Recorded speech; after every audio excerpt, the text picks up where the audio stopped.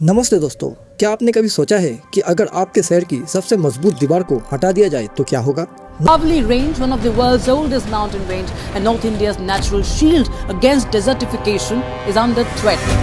North India की वही दीवार जो बड़े बड़े शहरों को रेगिस्तान होने से बचा रही है, हमारे सांस लेने के लिए जो एक नेचुरली लंग्स का काम कर रही है, वही अरावली पर्वत आज खतरे में है।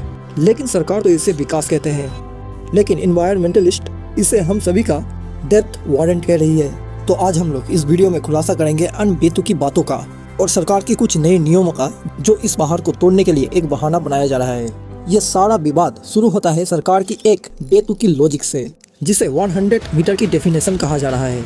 नवंबर 2025 में एक नया नियम सामने आया जिसके मुताबिक वही पहाड़ जिसे अरावली माना जाएगा जो 100 मीटर से कम हो। ये तो वही बात हो गई कि 6 फुट के नीचे के इंसान को इंसान ही नहीं माना जा सकता। आप ही सोचिए कि कोई पहाड़ इसलिए पहाड़ नहीं रहता क्योंकि उसकी ऊंचाई थोड़ी सी कम है इसलिए उसे पहाड़ नहीं माना जा सकता।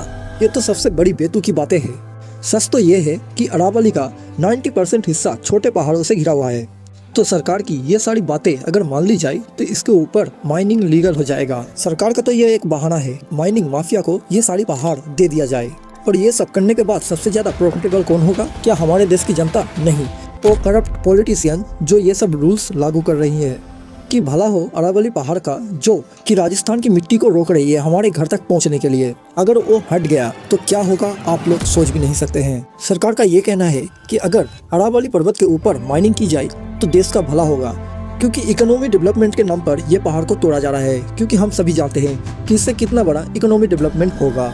कि सच्चाई तो ये है कि माइनिंग से मिला हुआ पैसा ज्यादा देर तक नहीं चल सकता है तो सिर्फ एक ही चीज, वो है कुछ करप्ट पॉलिटिशियन का घर। क्योंकि अरावली तोड़ देने के बाद जो सबसे बड़ा नुकसान होगा वो होगी पानी की कमी, बढ़ती हुई गर्मी और धूल। आपको तो पता है दिल्ली का AQI कितना है। तो अगर अरावली पर्वत को तोड़ दिया गया तो अरबों पैसे से भी इसकी भरपाई नहीं हो पाएगी। उनको तो ये समझना होगा कि पहाड़ कोई बिल्डिंग नहीं है जो उसे फ्लोर बाय नापे। ये तो एक पूरा देश का इकोसिस्टम है। राजस्थान में तो कम से कम 31 पहाड़ियाँ ऐसे ही गायब हो चुकी है। हम लोग कोई सुपर हीरो तो है नहीं जब पहाड़ियाँ उठा के ले जा रहे हैं। ये सब तोड़ फोड़ का असर आपके जेब और आपकी सेहत पे पड़ सकता है, क्योंकि अरावली पर्वत एक नेचुरली फिल्टर है जो बारिश का पानी को फिल्टर करके जमीन के नीचे ले जाती है। आपको तो पता है दिल्ली की हवा कितनी जहरीली है और अरावली पर्वत के जंगल ही इसे साफ कर रहे हैं और वाइल्ड लाइफ एनिमल का घर भी छीना जा रहा है। सरकार की तो वही बात हो गई कि विनाश का नाम ही विकास है। कुछ इंसानों का मुंह बंद करने से पूरे इंसानियत का मुंह बंद नहीं होता है। लोग सतर्क हो रहे हैं। अरावली पर्वत का सिर्फ धन नहीं, वो हमारा वजूद और आखिरी सांसें हैं। इंसानों को पहाड़ की इज्जत करनी चाहिए। आज हम पहाड़ तोड़ेंगे, कल पहाड़ इंसानों को तोड़ेंगे। सुप्रीम कोर्ट में अभी भी 100 मीटर में बहस चल रही है और हाल ही में लोगों के बढ़ते हुए गुस्से को देखते हुए कुछ माइनिंग पर रोक भी लगाई गई है। ये सिर्फ काफ़ी नहीं है। गुजरात से शुरू होकर दिल्ली तक 650 किलोमीटर तक फैली हुई इस अरावली बसियत को बचाने के लिए लोगों को भी उनका साथ देना होगा। इस वीडियो को शेयर कीजिए और #अरावली ट्वीट कीजिए और अपने नेताओं से सवाल पूछें।